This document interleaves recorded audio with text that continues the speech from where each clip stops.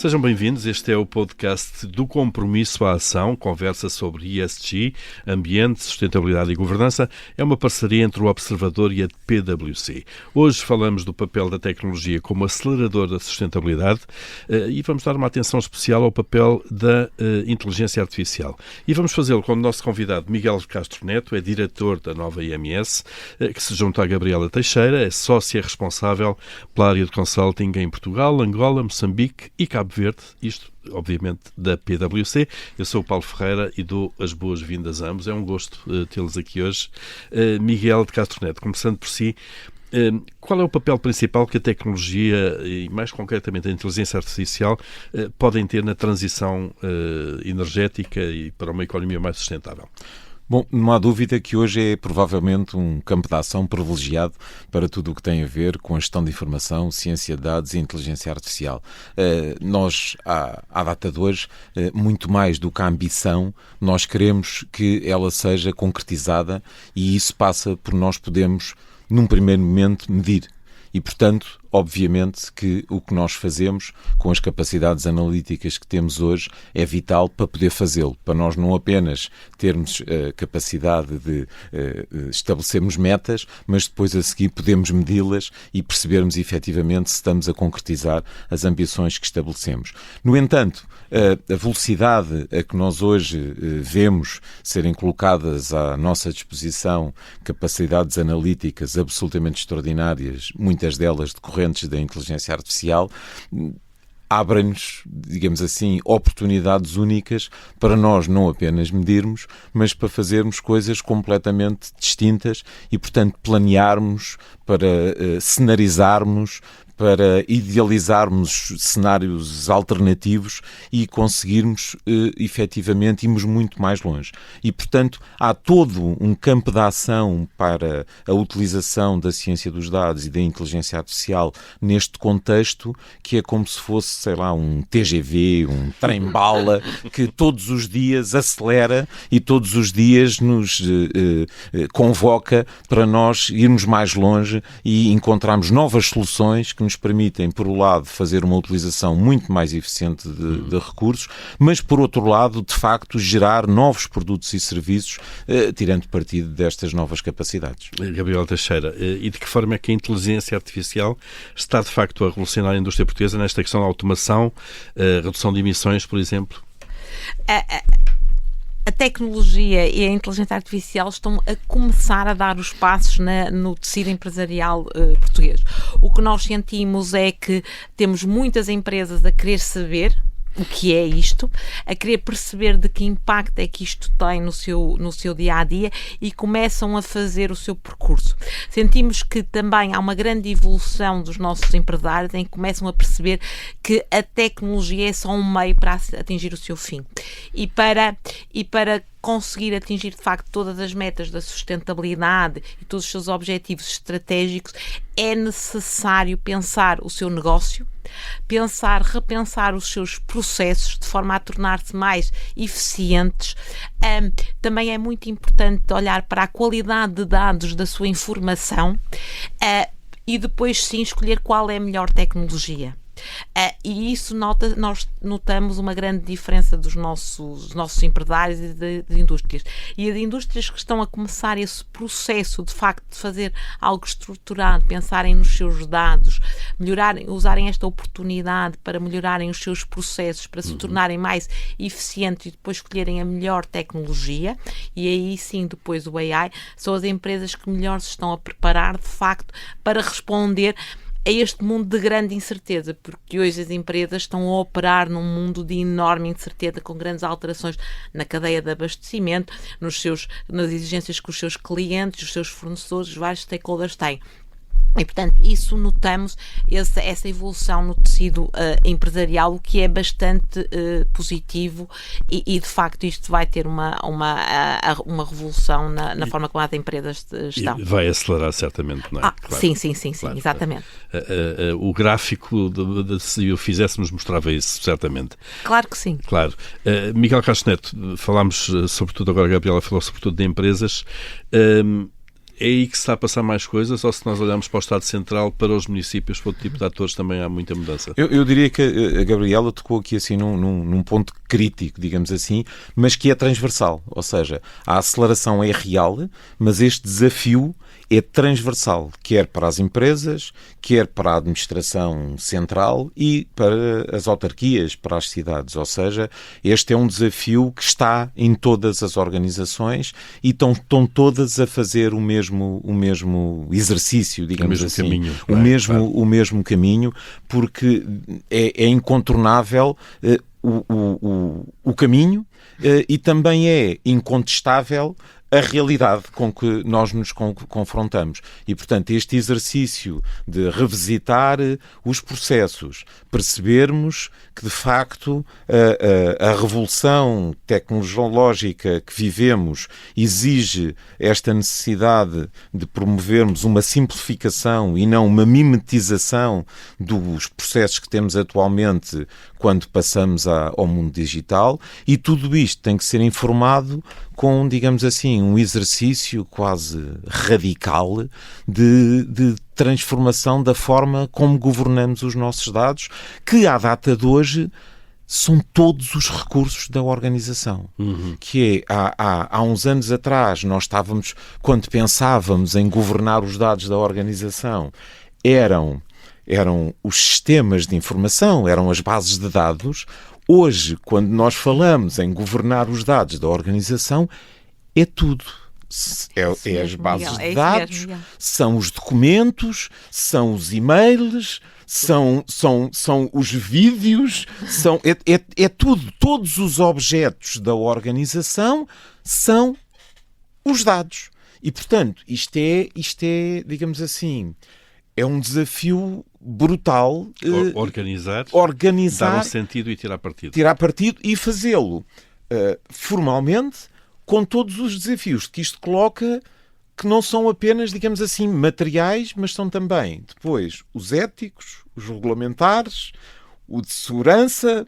E, portanto, isto é, de facto, uma tarefa hérculea e que, no contexto nacional, tem aqui uma dimensão extra, que é a nossa estrutura. Que é, somos um país em que as pequenas, médias e microempresas têm um peso muito grande. E, portanto, o apoio externo, o apoio das empresas de consultoria, o apoio da própria administração e o apoio à administração, nomeadamente os municípios, porque face à sua elevadíssima heterogeneidade e também grande diversidade em termos de maturidade digital, nós necessitamos de encontrar soluções para que isto seja possível ser feito, porque vai ser impossível ser feito de forma individual. Portanto, tem que haver aqui assim um modelo colaborativo que permita vencer este desafio. Sim, é isso, Miguel, completamente de acordo com tudo o que disse. E eu acrescentava uma dimensão, que é a dimensão humana, capital humano, também muito importante para o sucesso disso, que é o upskilling das nossas pessoas, a definição das competências que nós queremos ter nas organizações do futuro e de que forma, de facto, organizamos, de facto, o que é que nós queremos para o futuro. A questão muitas vezes dos empregos, dizemos, a inteligência artificial vai cortar não sei quantos empregos, vai mudar as pessoas de funções muitas vezes, não é? Não, a inteligência artificial não vai reduzir o número de pessoas empregadas, vai alterar as competências do futuro e as pessoas vão ter que se adaptar a essas competências do futuro e vai libertar muitas pessoas para fazer trabalhos de valor acrescentado. Vai reduzir a parte do valor, de reduzir tarefas de reduzido valor, para as pessoas terem tempo para pensarem. Muitas vezes nós queixamos que não temos tempo para pensar, vai permitir isso, e também vão ser criadas competências e necessidades no futuro, porque toda esta revolução que estamos a assistir vai trazer novos empregos do futuro, novas necessidades do futuro, e isso é natural, a história assim nos demonstra isso. E em termos, Gabriela, ainda, em termos de tecnológicos, Quais são as maiores barreiras tecnológicas e organizacionais que as empresas, por exemplo, em municípios podem enfrentar neste caminho? Uma das grandes barreiras é as lideranças não perceberem que têm uma oportunidade de ouro de facto, transformar os próprios processos e repensar. Isso exige ter recursos dirigidos para fazer este exercício. E, por vezes, as empresas estão em reação constante e, portanto, não querem parar, quer meios financeiros, quer humanos, para fazer esse exercício e pensar para o futuro. E, muitas vezes, é isso que nós sentimos. Há essa barreira de as empresas ou organismos fazerem investimentos tecnológicos até elevados, mas não fazem as fundações antes, da parte de onde é que eu quero chegar, que eficiência é que eu quero ter no futuro e depois sim escolher qual é a minha melhor tecnologia e de que forma é que eu ponho a tecnologia a meu serviço. E às vezes cometem o erro de escolher a tecnologia e depois eu implemento a tecnologia em cima do que eu já tenho. E isso, de facto, não é aproveitar este momento, de facto, que nós temos único, de facto, estarmos noutros patamar, e Portugal tem a capacidade de poder ser diferenciador em alguns setores no futuro. Miguel, a colaboração entre o setor, a área académica e científica, e se quisermos as empresas ou o Estado, acontece muito nesta área? Eu, enquanto diretor da nova Information Management School, nós temos, de facto, tido esse quase privilégio de ter participado em inúmeros projetos que juntam a academia com a indústria e a administração, e temos feito projetos que demonstram que isso é possível e não é mais, até é mais do que possível, produz resultados bastante virtuosos. E até vou mais longe. Eu acho que nós temos em Portugal uma dimensão que pode, de facto, criar uma oportunidade para nós testarmos soluções que podem, eventualmente, até depois serem exportadas. E no caso das consultoras, que são consultoras que, na realidade, são internacionais, eu acho que nós podíamos tirar partido da nossa realidade e da nossa dimensão para fazermos isso mais vezes, para, a partir de Portugal, nós sermos capazes de gerar inovação que depois poderia ser exportada.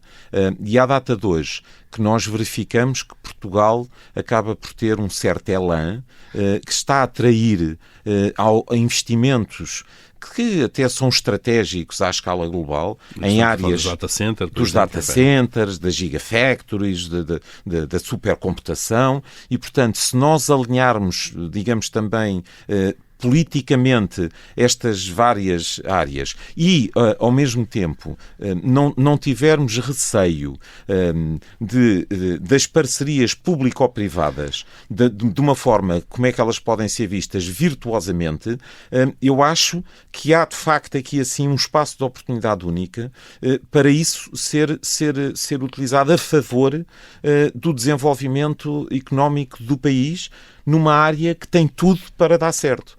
Porque nós temos casos absolutamente extraordinários em que Portugal conseguiu fazer isso. Agora, era preciso passar da nossa tradicional capacidade para fazê-lo, pondo aqui um exemplo aqui, outro exemplo ali, para fazer isto em escala. E, portanto, ter uma agenda em que a indústria, a academia e a administração alinhavam uma agenda em que conseguíamos fazer, de facto, daqui um laboratório vivo e tínhamos projetos estruturantes para alavancar esta área. Desenvolver esta área. Gabriel Teixeira, no fundo a mesma questão, agora focada na PwC, como é que vocês estão a apoiar e a colaborar com empresas e entidades públicas, de facto, na integração tecnológica, agora focada aqui no ESG mesmo? O ESG. O que é que nós temos vindo a trabalhar com algumas organizações e sentimos que nesta área estamos a trabalhar muito com grandes organizações, ainda quando nós falamos do mercado nacional, e empresas mais pequenas ainda estão muito focadas só na parte de compliance, ou seja, só cumprir com as exigências que têm regulamentares.